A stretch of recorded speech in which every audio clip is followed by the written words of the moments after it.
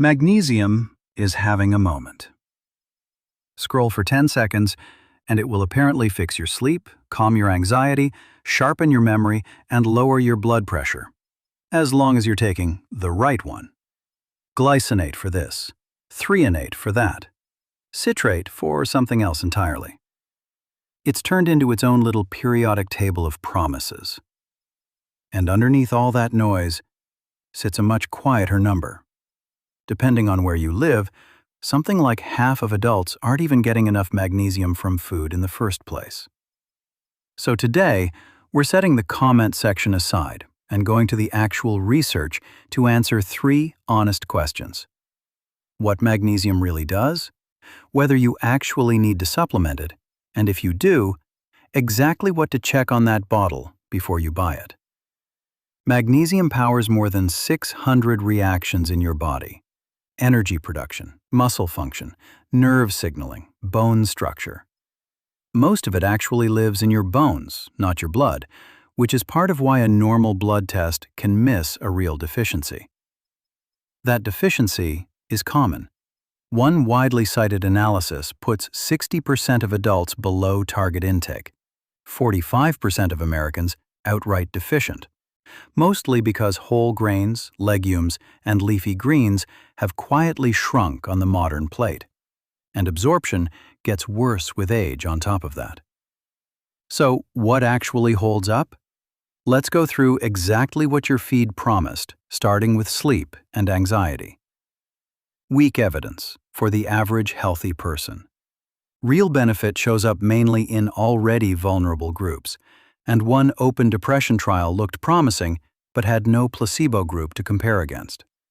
Not a proven fix, whatever your feed suggests. Memory from magnesium threonate, the form behind most brain-boosting magnesium content online. One manufacturer-funded trial reported improved memory scores, but a 2024 review found only 3 actual randomized trials exist, nowhere near enough to draw a real conclusion. Promising, not yet proven. Blood pressure? Real, but conditional.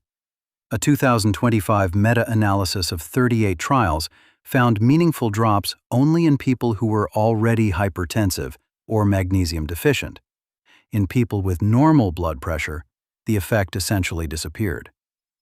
A correction for people who have something to correct, not a universal blood pressure pill. And 2 more worth a fast mention: migraine and type 2 diabetes risk both hold up well. A major review rates the migraine evidence as strong, while cohort and trial data both link magnesium to lower diabetes risk and better insulin sensitivity in people already at risk. But here's the one that surprised us most: muscle cramps. Probably the internet's most confident magnesium claim. A rigorous, placebo-controlled trial found magnesium oxide performed no better than placebo for nighttime leg cramps, though one specific formulation did outperform placebo in a separate study. With magnesium, the exact compound matters enormously. So here's the honest scorecard. Blood pressure and diabetes risk. Solid, if conditional. Migraine, strong. Sleep, anxiety, and brain-boosting claims, not yet proven for the average healthy person. And muscle cramps, mostly myth. The general target for adults is roughly 400 to 420 milligrams a day for men, and around 310 to 320 milligrams a day for women, slightly higher during pregnancy. Think of this as your minimum effective dose, the number you're actually working toward, not a ceiling. Before any supplement conversation, know that the richest sources of magnesium are sitting in a normal grocery store: pumpkin seeds, almonds and cashews, cooked spinach and other leafy greens, black beans and other legumes, dark chocolate at 70% cocoa or higher, and avocado. A spinach, pumpkin seed, and feta salad, a black bean and avocado bowl with lime, almond butter on whole grain toast with sliced banana, a square of dark chocolate with a small handful of almonds. None of that requires a specialty store or a supplement budget. A handful of pumpkin seeds alone gets you close to half your daily target. And here's a preview worth remembering as we go. These same magnesium-rich foods aren't just closing a mineral gap. The magnesium they provide is directly tied to a lower risk of dying from any cause in some of the largest nutrition data we have. We'll show you the exact number before this video is over. Supplementation is worth considering if you consistently don't eat the foods above, if you're older and absorption has likely declined, if you take medications known to deplete magnesium over time. Common diuretics and proton pump inhibitors are two well-documented examples. Or if you're managing one of the specific conditions we just covered, like migraine or insulin resistance. For everyone else eating a reasonably varied diet, the data doesn't support routinely adding a supplement on top. That's not a personal opinion, it's simply what the evidence shows. And I'd rather tell you that plainly than sell you a bottle you don't need. But if you've decided a supplement makes sense for you, there's one detail printed right on that label that decides whether it actually works. And it's the part almost nobody checks. Check 1. The compound weight on the front of the bottle is not the same as the actual magnesium you're getting.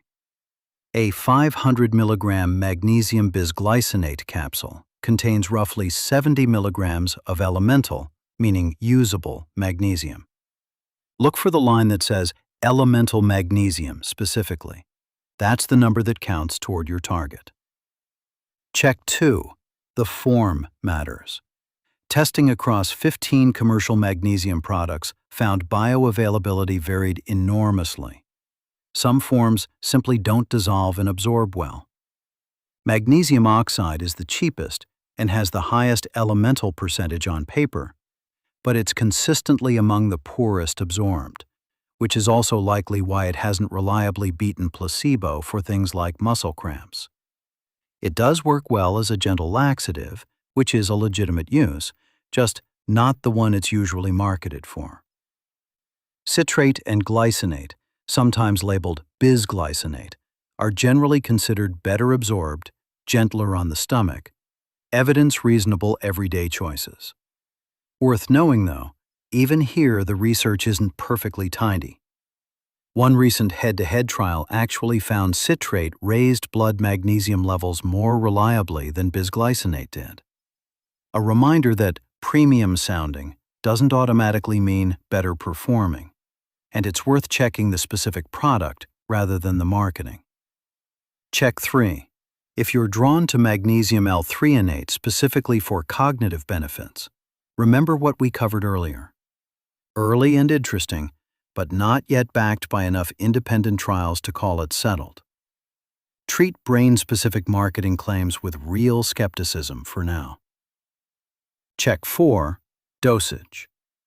The official upper limit for supplemental magnesium from pills, not food, has been set at 350 milligrams a day since 1997, with diarrhea as the deciding factor. A 2023 reanalysis of the safety data suggests most adults tolerate meaningfully more without issue, so that ceiling may be overly conservative. Still, there's no upside to megadosing. Match the supplement to the actual gap between your diet and your target, nothing more. And one direct caution: if you have kidney disease or take regular prescription medication, talk to your doctor before adding a magnesium supplement. Healthy kidneys are what clear any excess, and that's exactly the safety margin that changes if kidney function is impaired. So, magnesium is not a wonder supplement, and it's not nothing either. It's quiet infrastructure, hundreds of small reactions running in the background of nearly everything you care about for a long, capable life. One dose-response analysis following more than 1 million people found every additional 100 milligrams of dietary magnesium per day was linked to a 10% lower risk of dying from any cause over the years that followed. Not from a rare compound shipped in from a lab, from spinach, beans, and seeds eaten consistently. You don't need the exotic version of this mineral to build a more resilient future self. You need the boring version, done daily, for years. That's the whole hack, and it's hiding in plain sight on 2 letters of the periodic table. Mg. Knowledge without action changes nothing. You now know what's real here. Go put it on your plate.